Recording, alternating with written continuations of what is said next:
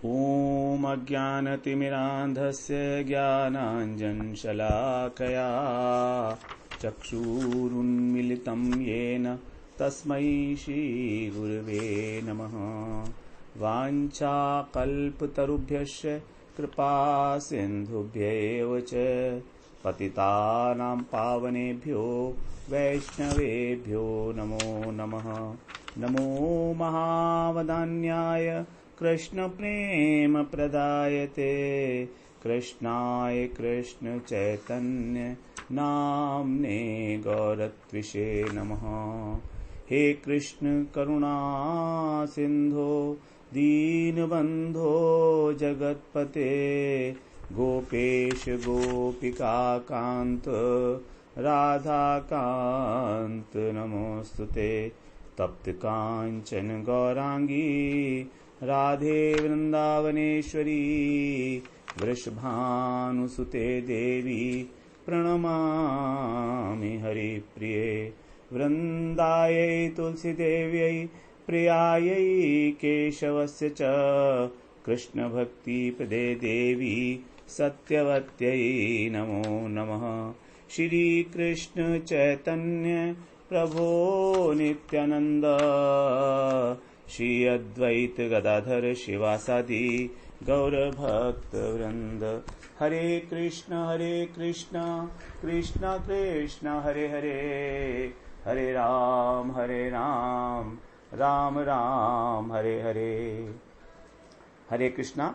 सर्वप्रथम मैं अपने गुरुपाद पद्म ओम विष्णुपाद अष्टोत्तर शत श्री श्रीमद् भक्तिवेदांत माधव गोस्वामी महाराज के चरण कमलों में अनंत कोटि दंडवत प्रणाम ज्ञापन करता हूँ।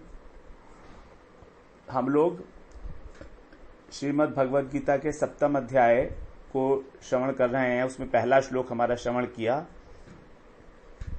मय्यासक्त मना पार्थ योगम युंजन मदाश्रय। इसमें भगवान ने बात की आसक्ति की कि अपने मन को मुझ में आसक्त कर। तो हम लोग आसक्ति के विषय में ही चर्चा कर रहे थे कि भक्ति के जो साधन भक्ति के 7 सोपान बताए हैं उसमें सबसे पहला स्टेप है श्रद्धा और अंतिम सोपान है उसमें आसक्ति, भगवान में हमारी आसक्ति का हो जाना।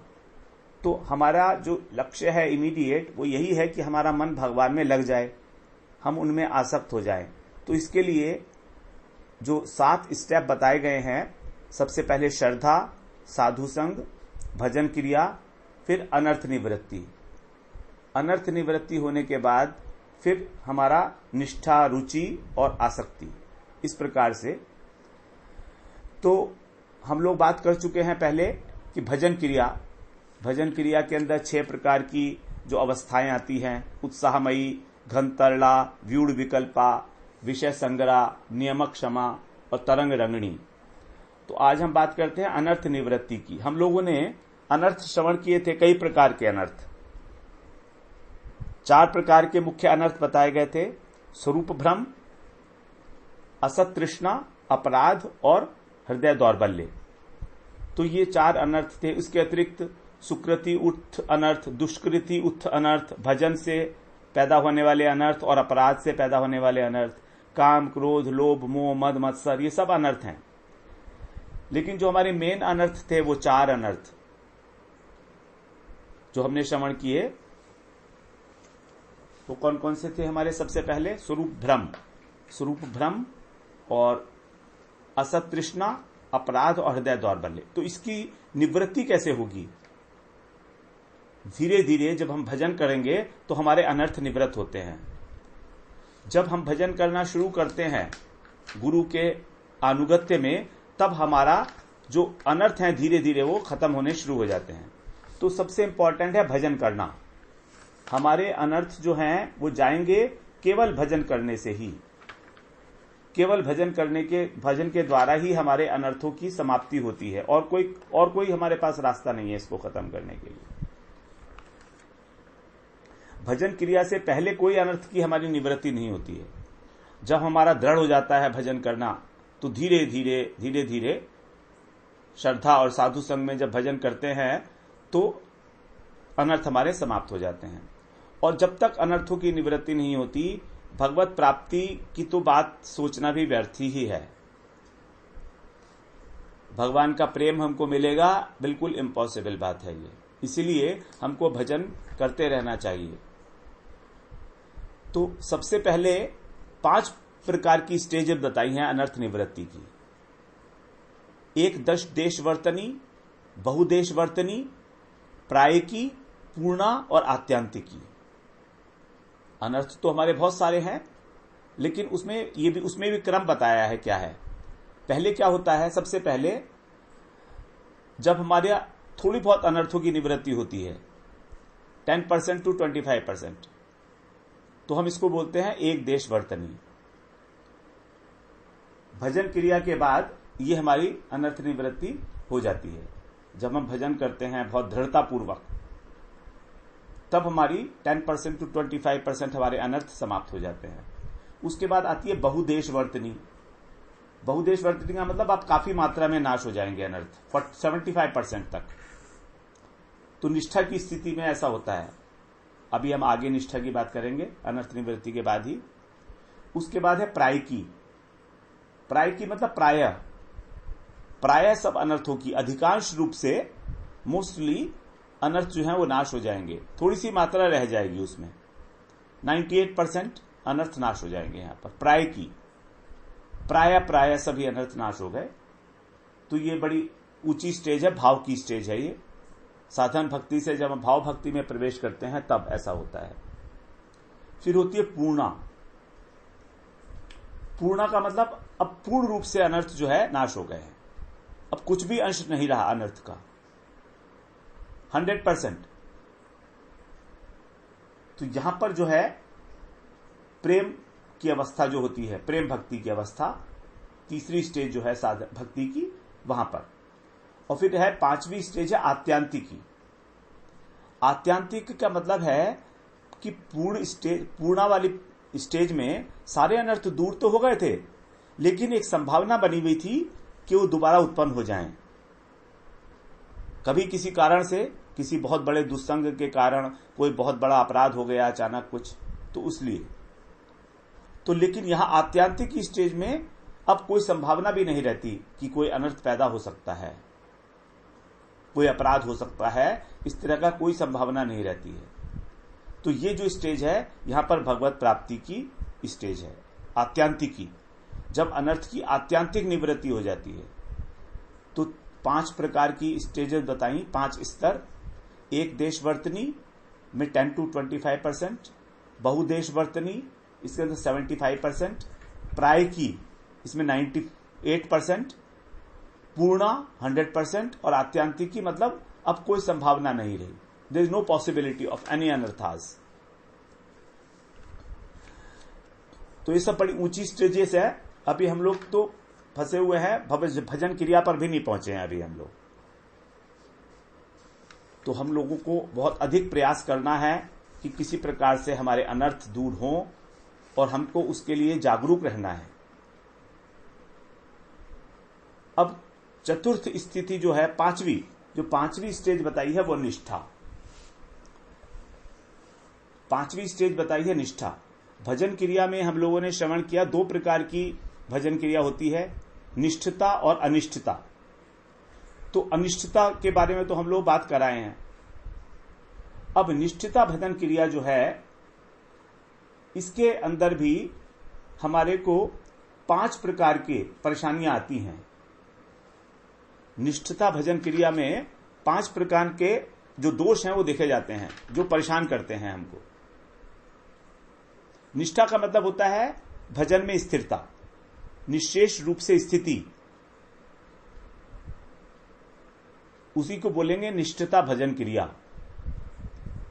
तो भजन में जब हमारी स्थिरता लाते हैं हम, तो हमारे अंदर 5 प्रकार की बाधाएं उत्पन्न होती हैं।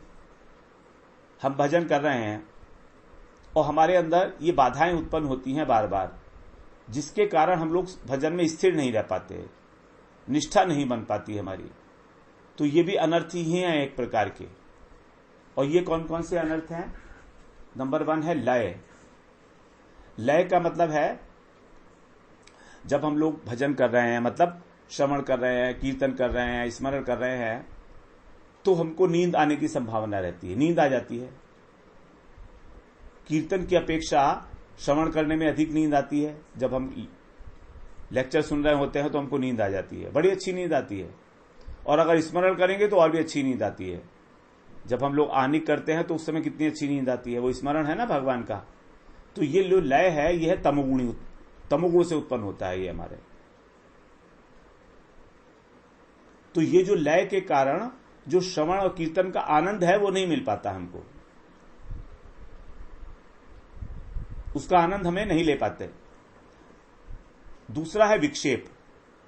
विक्षेप का मतलब है कि हम कोई भजन क्रिया कर रहे हैं, श्रवण कीर्तन स्मरण कर रहे हैं, तो अन्य लोगों के साथ जो व्यावहारिक बातें होती हैं, चर्चाएं होती हैं, जैसे हाथ में माला ली हुई है और लोगों से बात चल रही है, दुनियादारी की बात चल रही है, क्या हो रहा है आजकल पॉलिटिक्स में,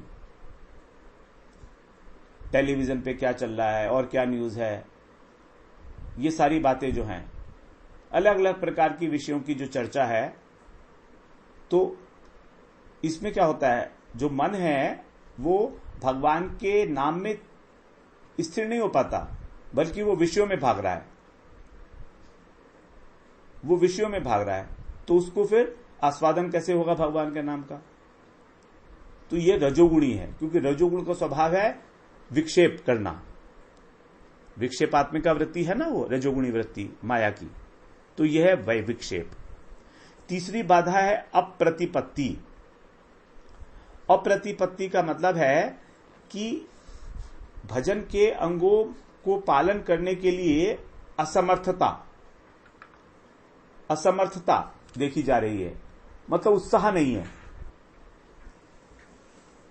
उत्साह नहीं हो पा रहा है। जैसे भजन करना चाहता है, मान लीजिए बैठकर भजन करना चाहता है, लेकिन बैठ नहीं पा रहा है, असमर्थ है बैठने में। कोई शरीर के अंदर व्याधि लगी हुई है या अंदर उत्साह नहीं है, तो उदासीन है अंदर से, तो वो बैठ नहीं पा रहा है, असमर्थ महसूस कर रहा है अपने को शरीर के कारण या मन के कारण।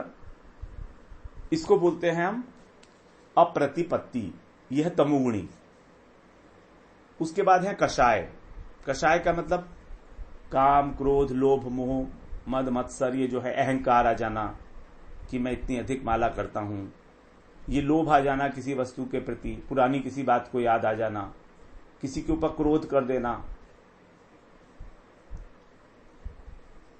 तो ये सब लक्षण है कषाय। ये भी हमारा सब तमोगुणी वृत्ति है। उसके बाद आता है रसास्वाद। रसास्वाद का मतलब है कि जब हम भजन कर रहे हैं तो हमारा मन जो है, मन हम जो है विषयों का भोग कर रहे हैं। जैसे मान लो भजन तो हम कर रहे हैं बैठ के, लेकिन हमारा मन रसोई में पड़ा हुआ है कि आज दोपहर को खाने में क्या मिलेगा।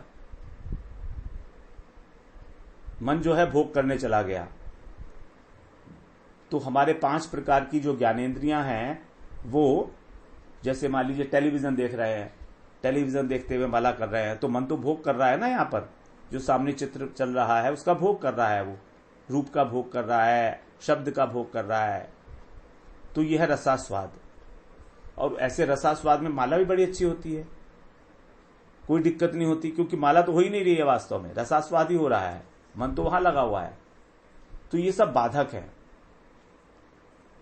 ये अलग अलग प्रकार से हमारे मन में उठ के और बाधा डालते रहते हैं। तो जब तक ये हो रहा है तब तक हमारी निष्ठा भजन में उत्पन्न नहीं हो रही है। अच्छी प्रकार से हम यह नहीं कह सकते कि हमारी निष्ठा उत्पन्न हो रही है भजन के अंदर।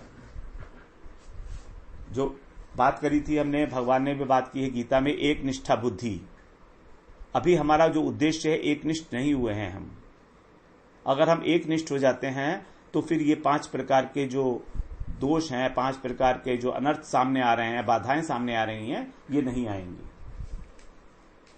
तो भजन में स्थिरता के लिए ये अत्यंत आवश्यक है कि हम निष्ठा को प्राप्त करें।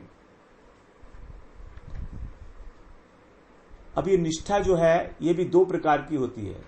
वास्तव में भजन के अंदर अगर कोई भी विक्षेप ना हो, निरंतरता बनी रहे, वही है निष्ठा।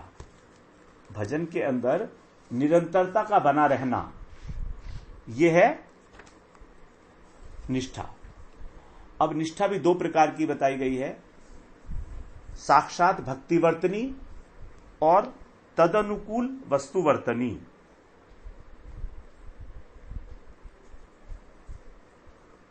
साक्षात भक्तिवर्तनी, साक्षात भक्तिवर्तनी का मतलब है इस निष्ठा के अंदर साक्षात भक्ति की अंग पालन किए जा रहे हैं, श्रवण कीर्तन स्मरण इत्यादि। तो इस साक्षात भक्तिवर्तनी को 3 भागों में डिवाइड किया गया है, कायिकी, वाचिकी और मानसी। क्योंकि भजन क्या है, चेष्टा ही तो है ना, और चेष्टा होती है हमारी काया से, शरीर से, वाणी से और मन से। तो ये 3 प्रकार की बताई गई है।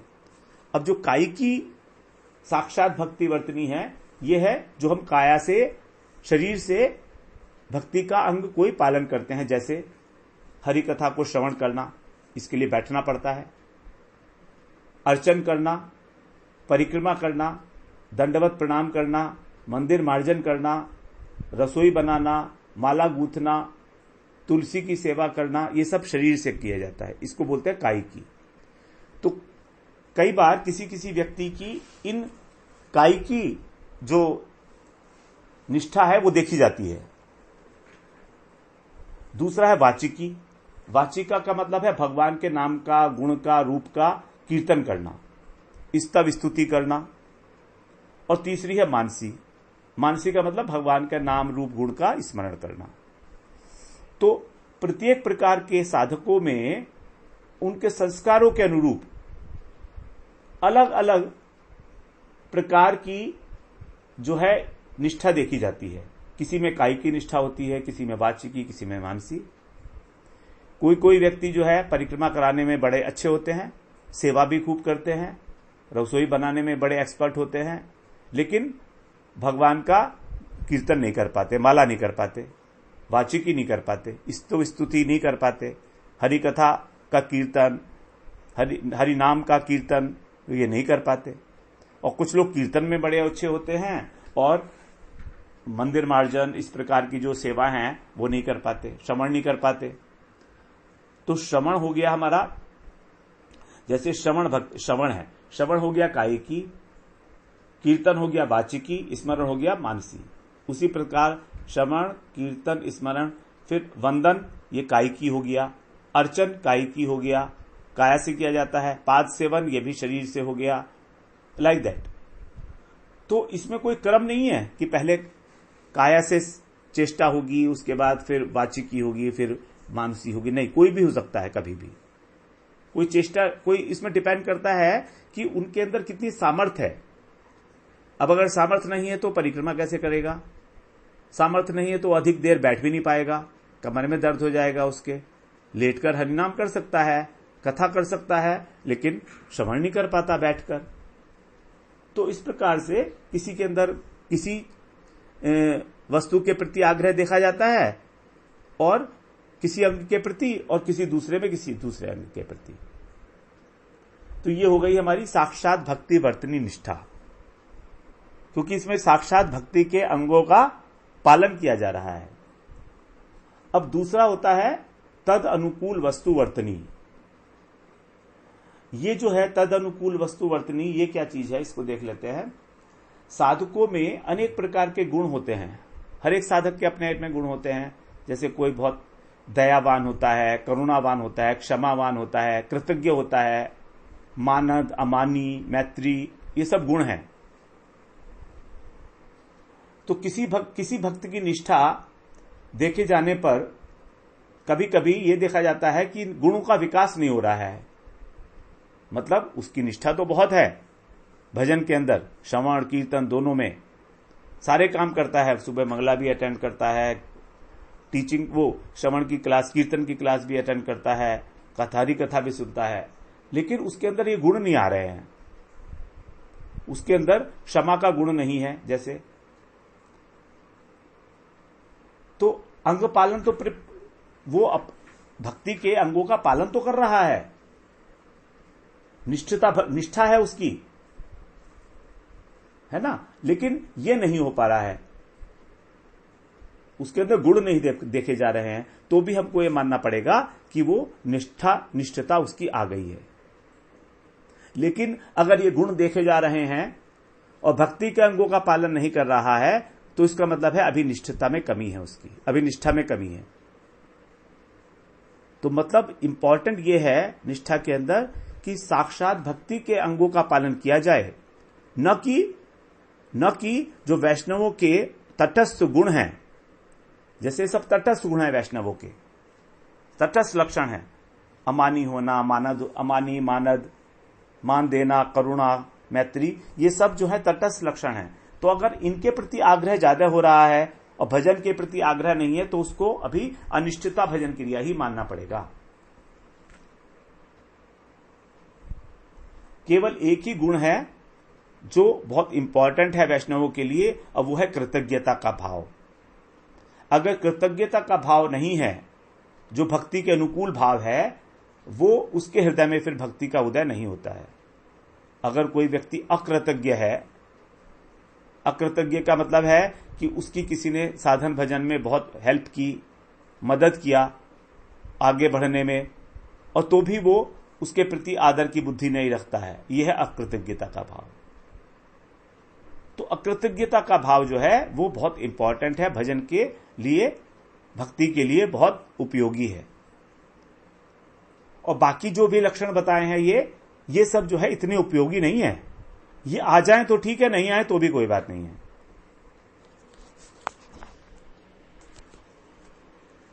तो अब हम लोग बात करते हैं, अब जो हमारा अगला स्तर है, छठा स्तर।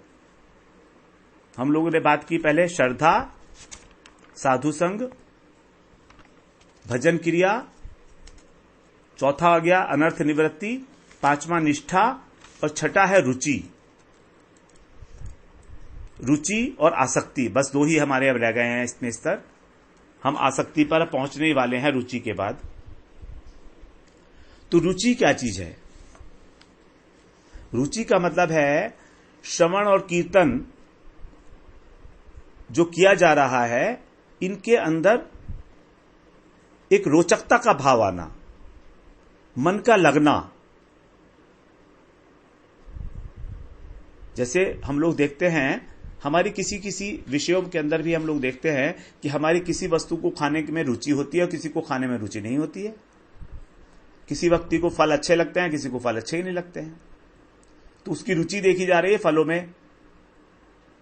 तो इसी प्रकार से हमारा जो श्रवण कीर्तन है, इसके प्रति एक विलक्षण भाव, जिसके अंदर रोचकता है, जिसमें मन जो है टिक रहा है, आनंद को प्राप्त कर रहा है, वो है रुचि।